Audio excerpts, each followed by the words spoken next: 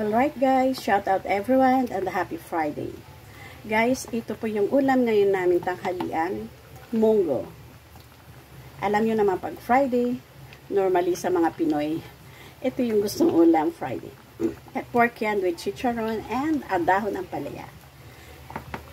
Yan ang gusto kong pinakamagandang ilagay sa munggo. Yung dahon ng ampalaya. Ang sarap. Yan. Binili ko yung chicharon guys, yung 75 isang plastic. No, I mean isang peraso. Yung nasa plastic. Ang sarap.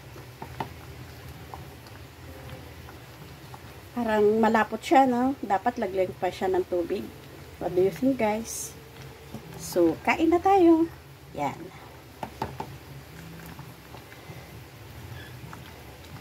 Akin na Tulips Farm. Akin na yung mga nyo, lalagyan nyo. Tigi isang kutsara lang kayo, ha?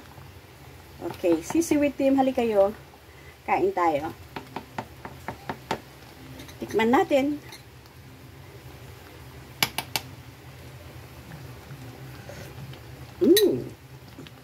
Alright guys, thank you very much for watching and happy Friday everyone and enjoy your